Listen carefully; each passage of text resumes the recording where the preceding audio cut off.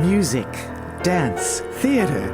It's time to take a seat on the aisle with Tom Alvarez. Hear from performers, producers, presenters, and creators who enrich our lives in the performing arts.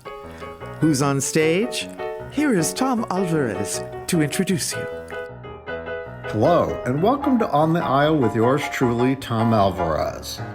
Today's guest is trailblazing actor, director, and arts administrator LaKesha Lorene.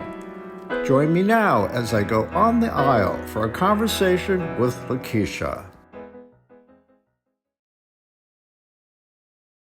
My guest today is LaKesha Lorene, and I couldn't be more delighted to see you this morning. Yes, I'm so happy to be here, Tom. Thank you. So you are the founder of NAATC, and that is an anagram that stands for what?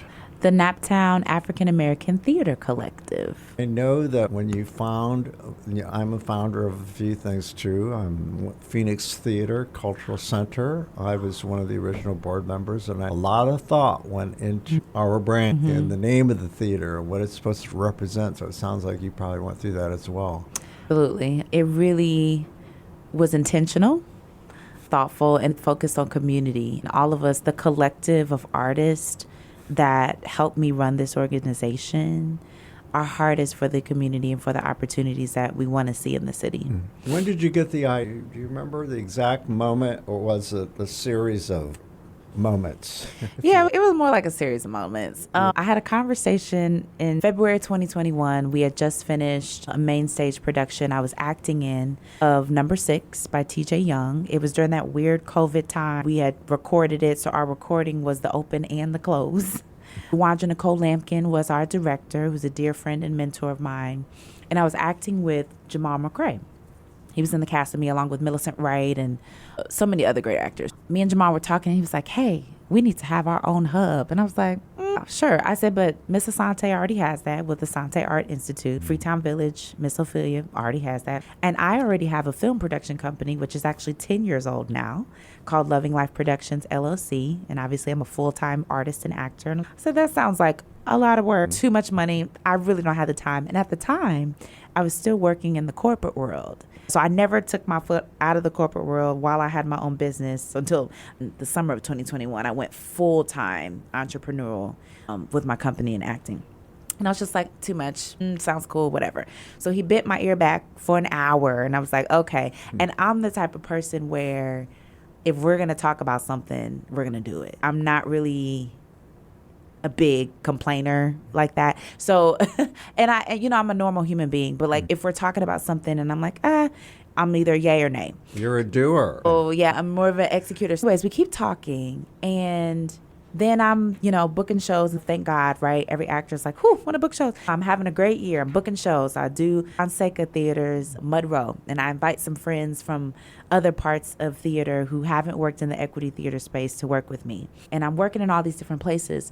And I'm like, man, we need, as Black actors, to have the same experience I've been able to have as one of the, at the time, 3% of Black talent that my colleagues at all of these other equity theaters knew about in the city, because theater is very segregated in our city, right? They deserve to have the experience I've had. It keeps coming up. I'm getting these different experiences, and my friends need to have what I've been able to have. So then I'm like, okay, let's see who's interested. So we have a meeting at Cleo's Bodega, and a lot of community folks are there, different actors in our community, mentors, Miss Keisha Dixon, Brandon Cosby, all these people are there. Shanjera Funyeh, Aniqua Shakol, who's now out in LA, is a dear friend of mine, Latrice Young. We're all there, and we're like, this is what we need to do. I come up with the name. I tell Jamal, I love this name, NAATC, Naptown African American Theater Collective. He dropped the seed, and I'm like, I love this. And I'm like, oh, this needs to be an equity theater, because I'm an equity artist. I'm big on the business side of things, and I think a lot of artists here have so many dreams and hopes, but they don't know the big business side. For those listening who don't know what equity means, explain that. Yes. Equity is the Actors Equity Association. I believe it started in 1916, so before the DEI popularity. And it basically is the only professional union for actors and stage managers working in theater.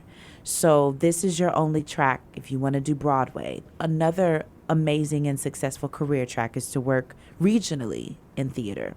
This union is all about the artist. It's all about the protection of the artist. It's all about making sure that we are fairly compensated for our work, that we're not overworked. And it provides a health and pension for artists as well. So it's just a wonderful union to be a part of and to have support you. So that's what we mean by equity. In all equity theaters, I worked for the Indianapolis Shakespeare Company while Diane Timmerman was artistic director, and then a little bit while Ryan was, but all of us are equity theaters. And many people don't know that, but yeah, because NAATC is the first Black-owned equity theater. We came after the DEI popularity. You know, we've had to explain what equity is a lot.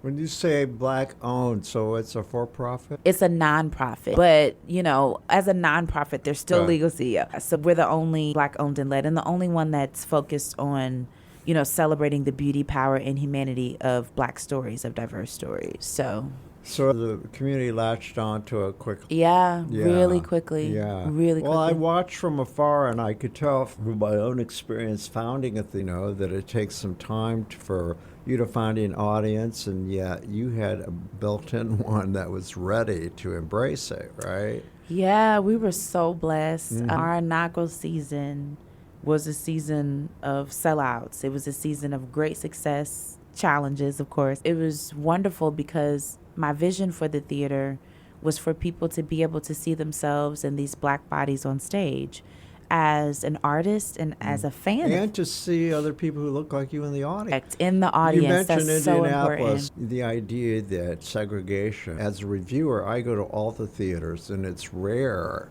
It's becoming less so. But the audiences are often segregated, unless it's jazz, blues, but it's going to take some time still, but there are only certain spaces like the Phoenix Theater, Cultural Center, the Fonseca, and a few others, and more so IRT because of their program. But for the most cases, still white audiences and Black audiences. Correct. And there's so many that I feel, and I'm not sure if, you know, because they're different models and they're not institutions, you may or may not be aware of them. You know, you have Chandrea Fournier, you have Eric Washington, you have Michelle Duncan, who just had there's so many other people doing theater. You have DeMarco Plays, who's been around for a long time. You've got tons of people that I feel like in our space where we know each other, I don't even think a lot of my colleagues on the other side even know all of these other folks. And those audiences are majority Black. That's why you need an organization like yours where one central place for people, it would be identified. Correct. And that everybody was welcome and you didn't have to be compartmentalized. Right. Your own segment of the community. And stories that didn't only center on our struggle. We are, you know, outside of the indigenous population, the Black population is the most oppressed in this country. Right now, everybody's going through it. But, you know, we're the only enslaved people on this land, formerly enslaved.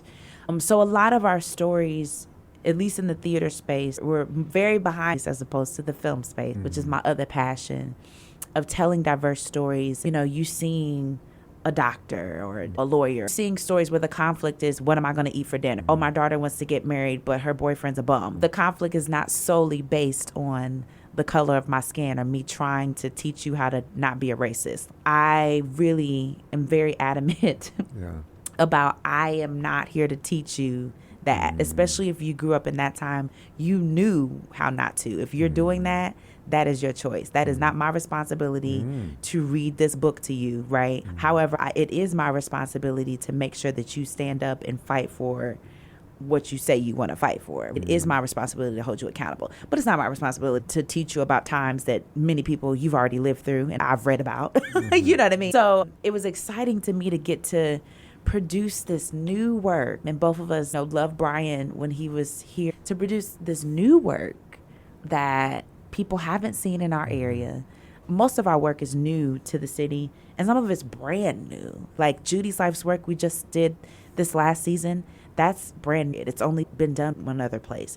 It's invigorating to me. Hear people say, oh my gosh, thank you for showing us in this way. Our work really brings a sense of togetherness and unity. It's an exciting time. And of course, the actors who Yeah. perform for you, you've given them hope that they could do their art in a community where they'd have opportunities, perhaps even someday make a living. Yeah. Well, of course, as you know, even white actors are, it's a tough town to Yeah. make a living. Yeah. Sounds like you've done pretty well, but you're a multidisciplinary artist, so Yes. you do lots of stuff. Yeah. But in New York, they have day jobs too, so it's not all that different in that respect. But the culture is different. Exactly. And people in New York have multiple jobs. Yes. But yeah, the culture is different. And there's like thousands of theaters. So here, we're doing good. Everybody's doing the best they can with what they have. But there's a lot less theaters. So we hope people give us the grace and understanding. We can't fix decades old issues in 3 years.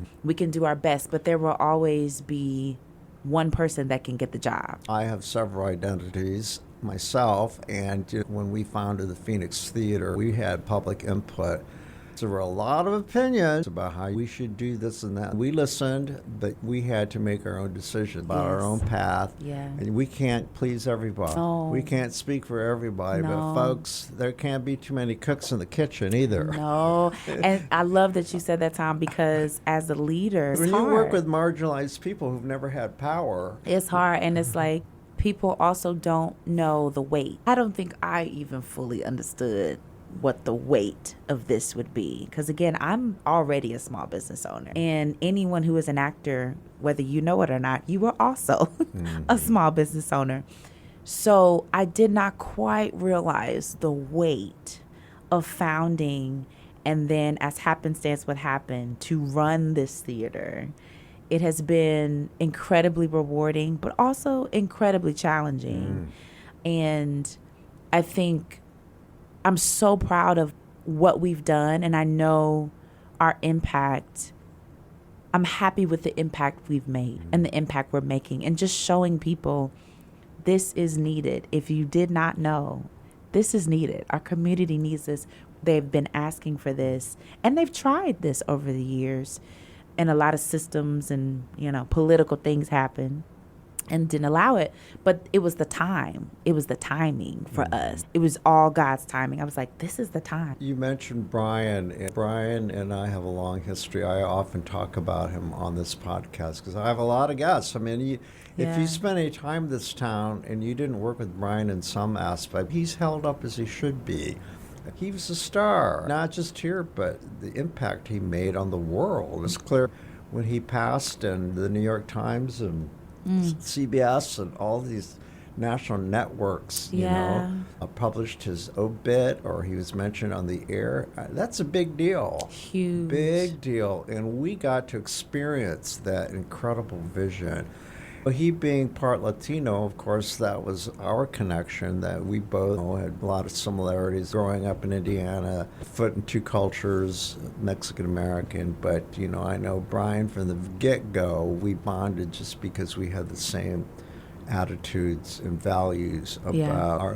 telling our stories. That's also gay men. So Yeah. it just warms my heart when I come to the theater and I see Black and Latino folks roaming the lobby, and all the races mixing. That's his vision, and it has happened.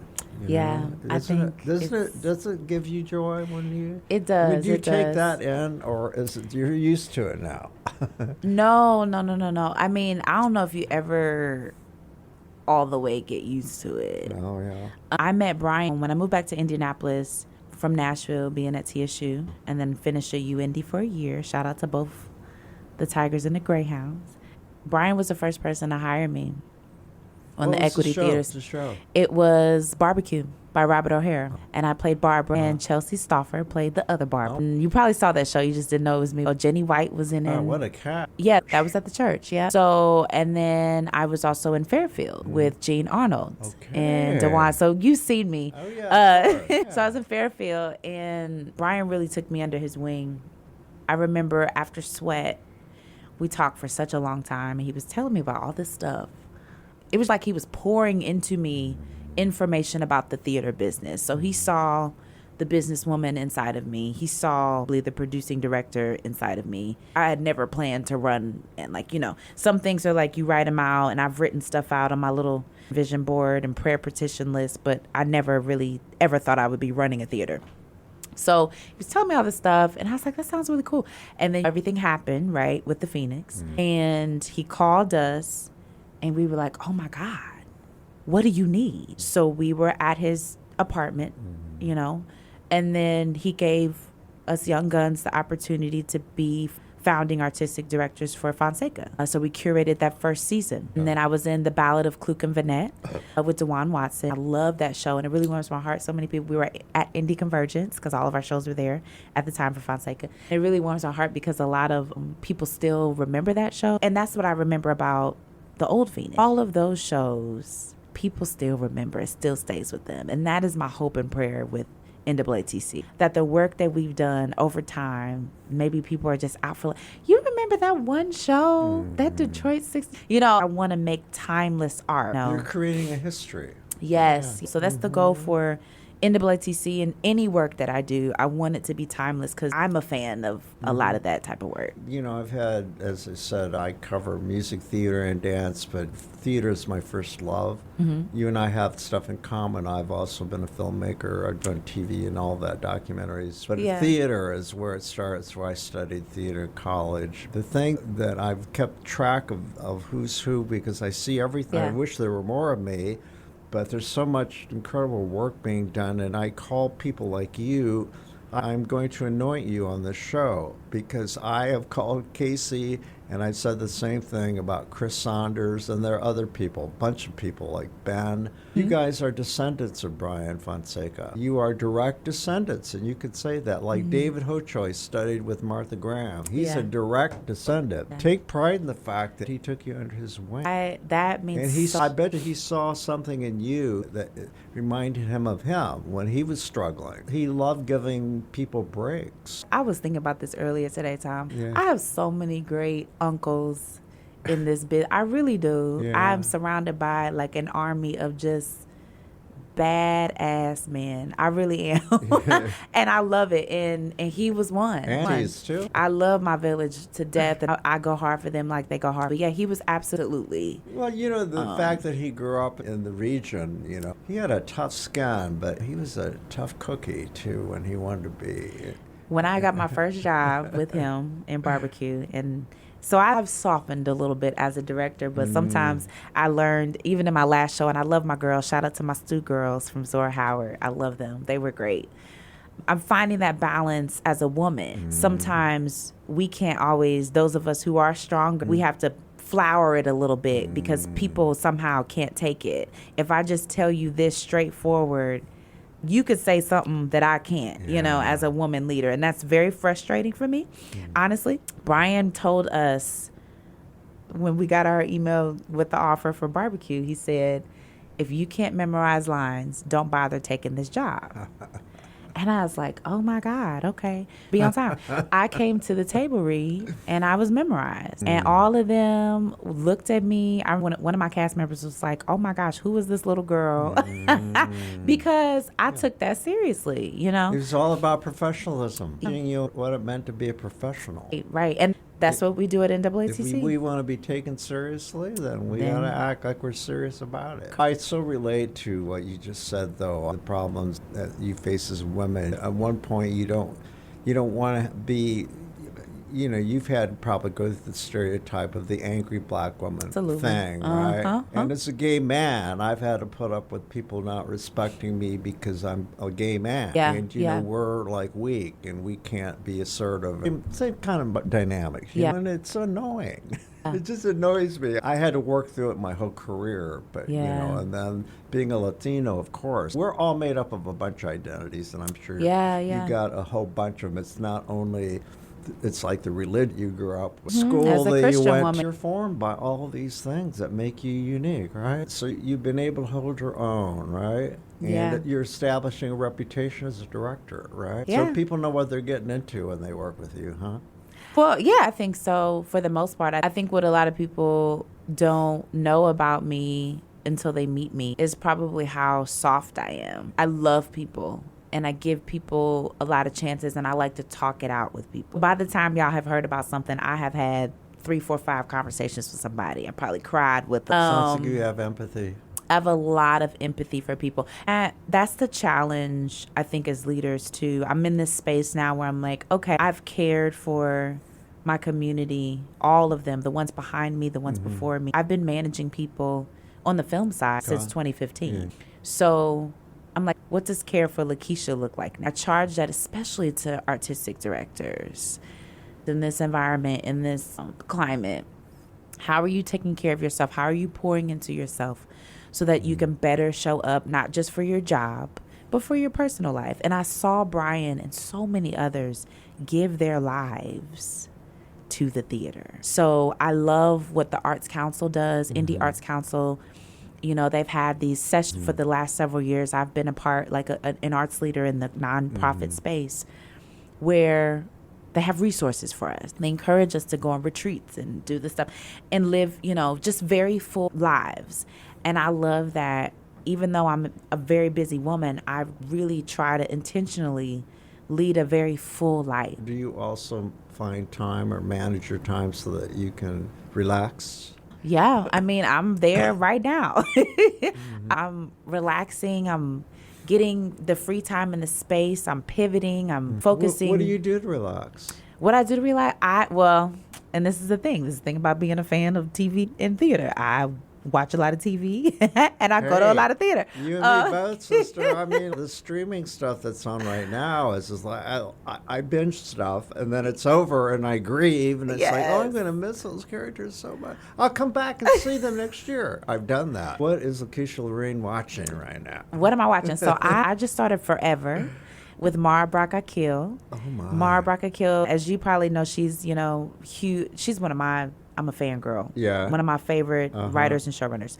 She was a showrunner for Girlfriend. She wrote back in the day for Martin. She did Love Is. She's done so many projects, and this is her latest project, and it's based off of a Judy Blume book. Okay. And it's like a teen love story. I'm on episode 3. It is so good. And her genre is kind of like romantic comedy, love, real life realism. Are you a Shonda fan? I'm a huge Shonda fan. Everything she comes out with, I love. I have The Residency on my list. I haven't watched it yet. You know, Bridgerton blows my mind because it's just this, I mean, to see all those people of color intentionally in her shows, and she has single-handedly helped to change a paradigm so that, okay, I can accept this. Well, and what's crazy about it, Tom, if you talk to anybody from across the pond, they'll tell you that's what it looks like. So they've been lying to us for like forever, telling us that London and Europe looks a certain way, you know, but it's very colorful, you know what I mean? So I love Shonda Down and Onyx Collective. So I'm a Reasonable Doubt girly, love Reasonable Doubt. I like The Other Black Girl, Black Cake, all of the stuff. Home Economics, the show, Abbott. There's tons of stuff on my list. And I also like murder mysteries. I'm not surprised that you watch. There's such great television right now. A lot of the big names are embracing it because they're widening their audiences, and if they're stars and if they're has-beens or whatever, they could go on and be in really quality stuff. That used to be the thing. Well, I don't do television. It did. I remember. I'm a theater artiste, you know. I don't do, it's, you know, tacky or something. But. Well, and I encourage theater people, especially as actors. I definitely want to talk to my actors on here because I still consider myself, I told, we were at an Arts Council meeting the other day. I was like, I still consider myself an actor first. Not to minimize me as a leader and a business owner, but I still feel like an actor first. And I tell actors, diversify your opportunities. Do you do commercial acting? I do. Are you in commercials? I do commercials all the time. Are you with Helen or somewhere else? No, I am with Talent Fusion, which is the only SAG-AFTRA friend. I'm a union girly, so I look for the unions. Yeah. No shade to anybody else, but Talent Fusion, I love them. Scott is the talent manager there, and then I'm with Heyman Talent in Cincinnati. Lauren Valhalla is agent, and then I have a manager, Tony Seawright, in Brooklyn. That's so cool. We have a lot in common. I've been with Heyman and Helen Wells for 40 years. Oh yeah, I love Yeah. love Heyman. I love him, and Talent Fusion is I amazing. play kindly grandfathers and doctors these days. That's a good And gig. I am known in the industry, for those who've never heard this before, I'm Ethnically ambiguous. which I find hilarious. They put for me one time ethnically ambiguous, and I was like, okay. I feel like I'm very clearly a black woman. However, I can play a West Indian. I can play a Dominican. I can play a lot of stuff. So I guess they have me in that space too. If you think about it, commercials have been in the vanguard of much integration at parties and barbecues, but on TV you do. There's the black couple, the Latino couple, the Asian couple. You got gays in there now. Of course, they all got dogs. Everybody got a dog. When I see Laura and them send me something and it's talking, I do not like cats. And they're like, you got to act like you're comfortable with a cat. Sometimes they're great paying gigs, and I'm like, nope, not available. Because I'm just like, I can fake it with a large dog, because I'm a little discriminatory. I only like little dogs. I can fake it with a large dog. My grandparents had big dogs, but not cats. It's fun doing commercial shoots because of the network of people you've worked with. And you see them in other shoots. Oh, I remember you. Where did we meet? Okay, you were my dad. Or I played your whatever, or I was your gynecologist. It's such a community. When I think about my community that God has allowed me to grow over the years, it's everywhere. I bet you do this too. I recommend, and my agents always take my recommendation. They know I'm a director and I've done my own, so they know what I'm talking about. If I send you this person is going to make you a lot of money. Yeah. So do you send people to your agencies or recommend them? Oh, all the time. Yeah, I do too. All the time. And, help them answer all the questions. There's still a big mystique about it, isn't there? There's just so much not known. And years ago, and we'll do this again with my film production company, Love and Life Productions, but we started doing workshops to help educate people on how to be a filmmaker. Sure. So what do you produce? We produce narrative film, documentary film, and commercial film. Oh, I didn't know this. Yeah, I'll have to make sure I invite you to this. We shoot our docuseries. It's 5 years old. I am the production partner with Anthony Murdoch II. Okay. He goes by Murdoch. He does all kinds of things in the community. This series highlights the culture of Indianapolis through Black storytellers. And Life in Indies has been our sponsor, powered the series for the last 5 years. We start shooting next week. Hi, that's really great. So I have these really cool seasons in life where it's like I am all over the country acting in Equity Theater. My theater's producing stuff. Great. We just wrapped our season. And then now I'm getting back into auditioning for film and TV and producing film and TV for my company. What would be your greatest desire if you were to be attached to a product that would widely seen? What would that vehicle be? What is your dream? My dream is to do meaningful art. Individually, my dream is to be a great wife and mom, to be a great daughter. No, not enough to claim. Really? But to be a great daughter, friend, sister, a big cousin, all of the things.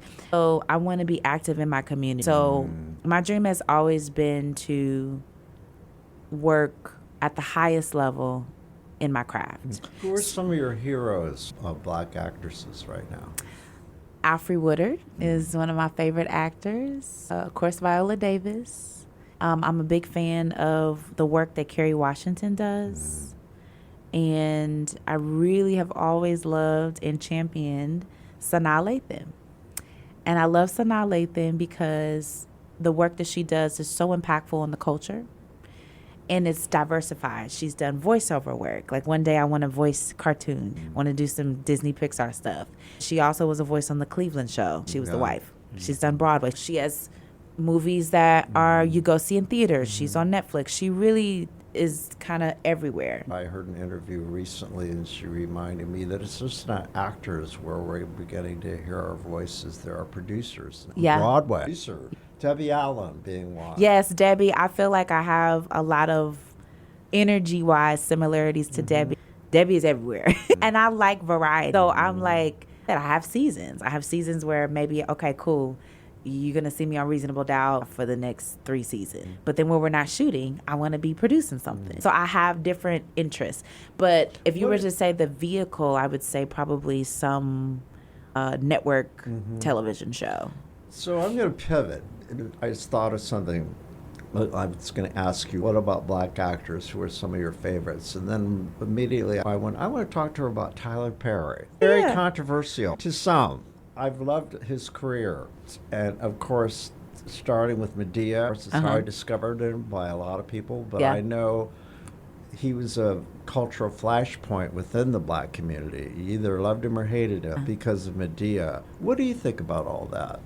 And his career trajectory, though, since. Yeah, I feel like we are not a monolith. First of all, white people need to know that. Just like y'all are not a monolith. Sure. So there's all types of people in the African American diaspora, just like there are all types of people in the black diaspora. Too, and gay. So, right. So I think that what I admire about Tyler Perry is his loyalty.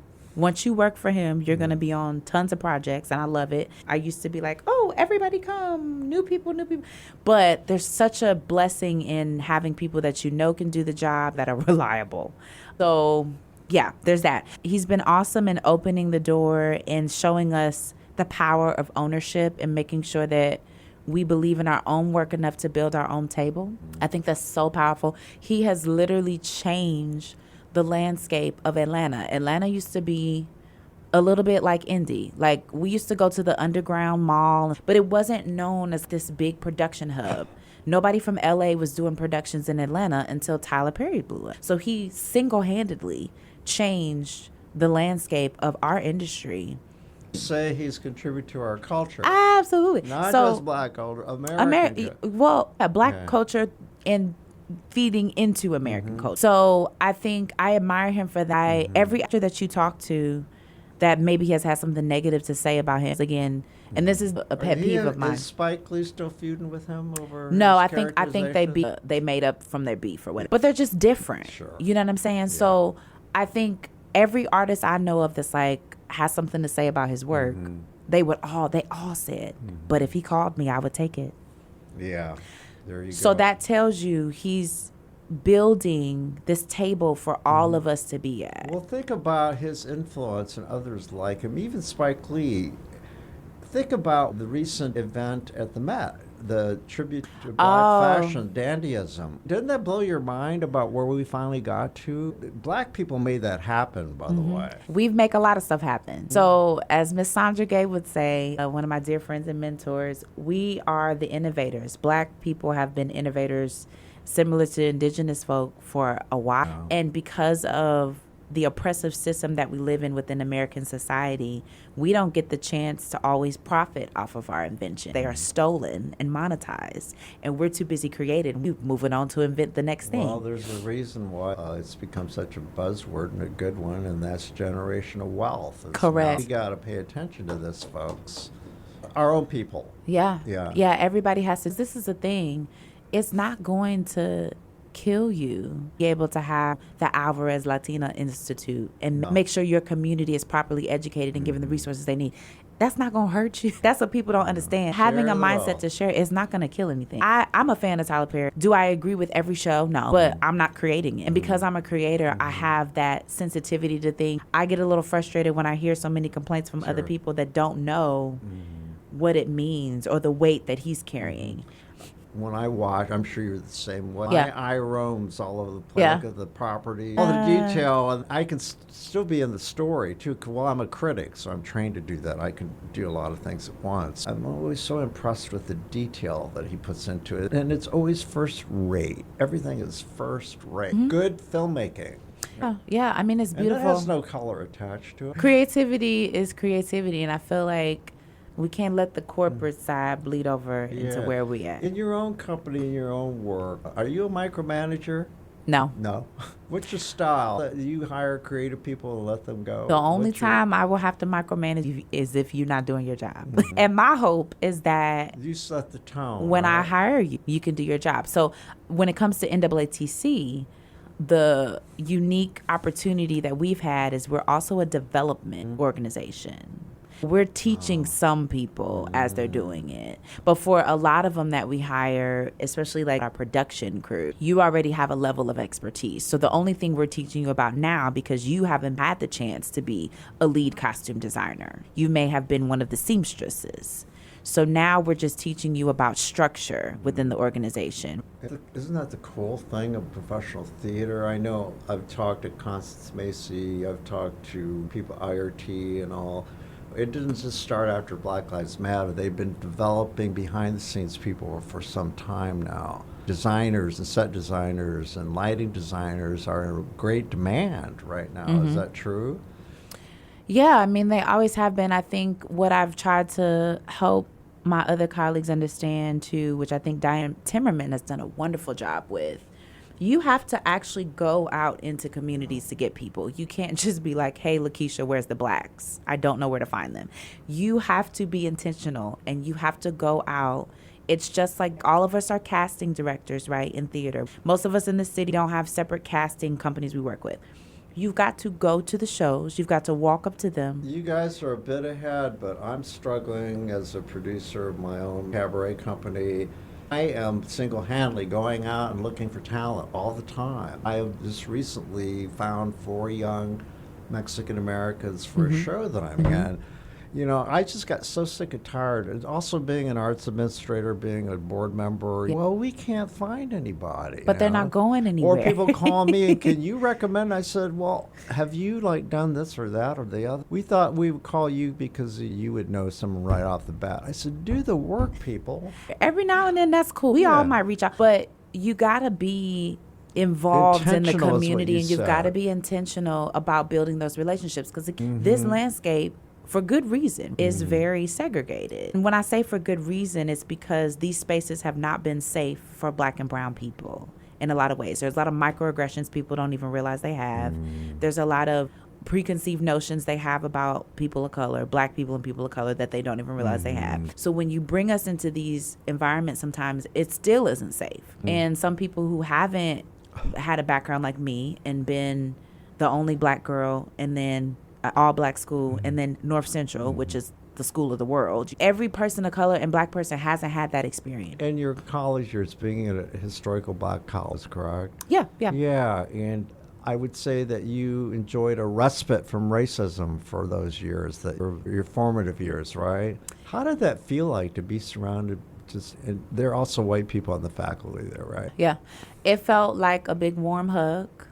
It felt like a party because we partied a lot. And I was always the kid that was very social, but I made straight A's. So I had so much fun. My college experience was everything it was supposed to be. It felt like a warm hug, and it felt like everything I needed before coming into the corporate world and experiencing the exact opposite and experiencing severe prejudice and racism. Not only because of who is this little Black girl who can do our job well and then go outside of our job and do all of this really cool stuff in the arts, like how it was like almost like how dare she type of stuff. And I'm just like, you have my time from 9 to 5.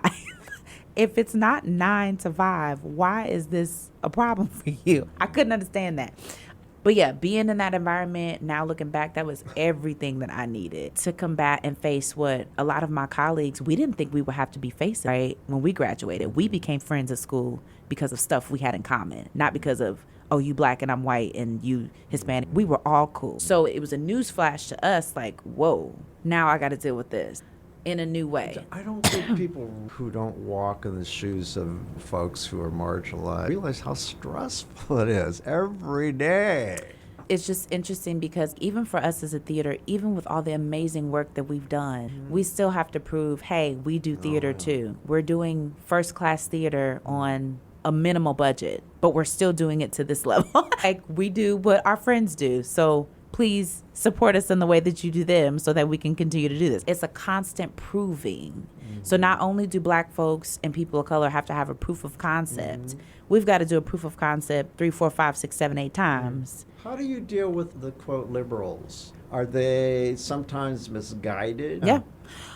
I think that I have been able to open their eyes in a lot of ways. Because again, I'm a very compassionate person, but I'm also very vocal and honest. And I've been able to challenge people like that and say, hey, There's an air of condescension sometimes, even though they say one thing, they do another. Every time. And it's heartbreaking because they think that they're this person, and it's like, no, I am a black woman. If you are treating me this way in real time right now, you're not who you think you are. So guess how you can rectify that? Did you Let's see figure the that play out. of the IRT when he called his friend, what was the sports show? Oh. Did you see that scene? I didn't get to see that. The youth No, that people was the LeBron James story. That was fabulous. And Enoch, actually, he was my castmate in Flying West. I was in Flying West with him, and he's an excellent actor. I was so sad. I did not get to see that. American society, white American society, has always felt like there's this air of better than. And if we,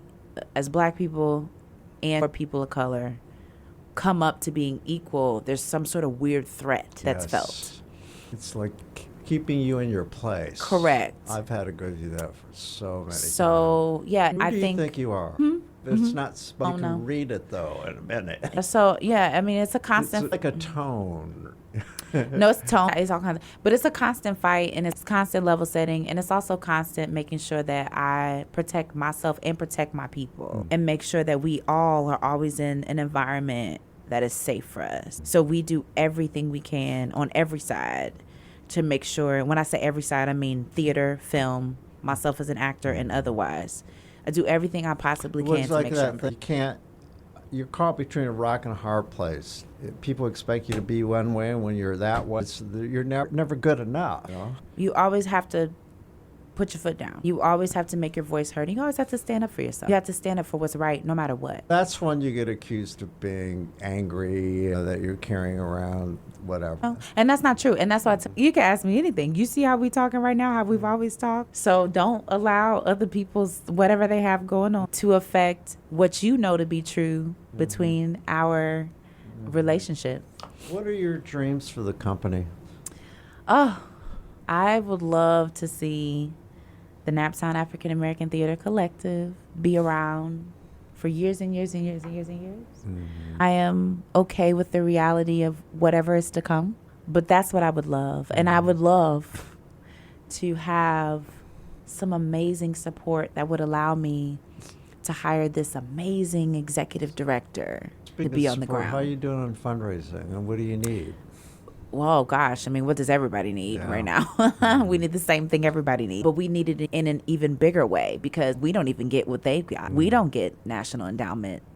We don't want it. Hey, we don't need it. Now. So same as all of us right now, season support, operational support. And I'm really grateful for the support from the Indie Arts Council, Allen Whitehill Clues, Citizens Energy. How about corporate sponsorships? Have you been able to land those? Corporate sponsorships, I'd love for us to grow more in that area. It's been challenging because even though we've done so much amazing work as a fundraiser and as an arts administrator, do you find that there are marketing opportunities that people don't, they're more likely to give you a gift if it's a marketing opportunity too, so they get something out of it? Have you been successful with banks, insurance companies, and hospitals? Yeah, I think we've had some wonderful conversations with a lot of people. Like Old National Bank was our first bank, and they've been great.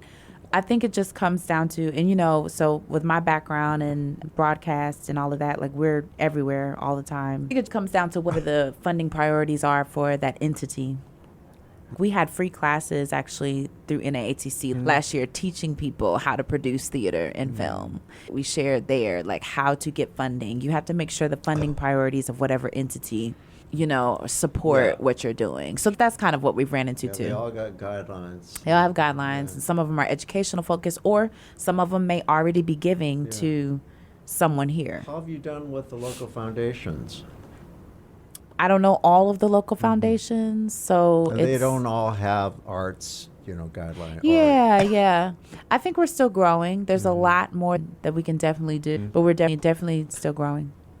Well, listen, I know that you're at a busy schedule today, and I don't want to take up any more of your time, but we could talk for a long time. Yeah. It means there's so many challenges, but at the same time, there are a lot of joys, too. So many joys. You get to do what you love, right? Yeah. Well, I wish you the very best. I look forward to Tell me about your next show or your next season. You got a season announcement that you want to Yes, make? Yeah, so go our ahead. season announcement will be coming late summer, so stay tuned. Okay. You can go to our website and subscribe at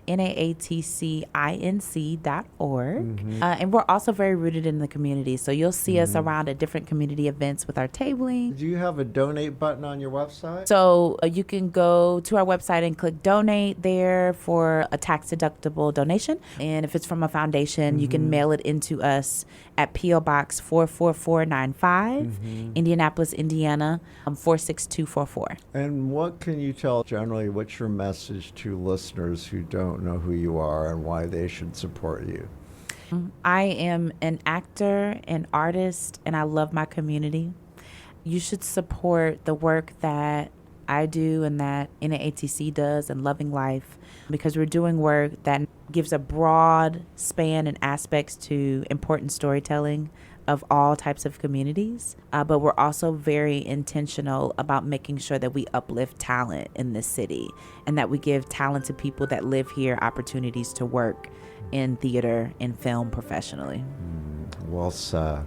Well, it's been an absolute delight, and I'll have you back sometime. Yeah, this was To fun. finish our well, I don't think we'd ever finish. So, I know, talk about new things. all right, we'll talk to you soon. Hopefully, Yeah. I'll see you on the aisle. See you on the aisle. Our thanks go out to our media sponsor, Urban Times.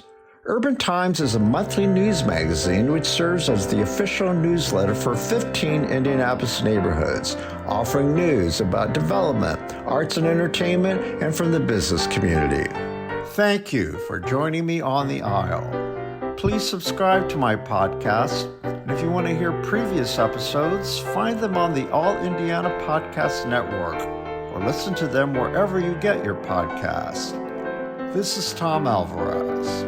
Who will take center stage on the podcast next?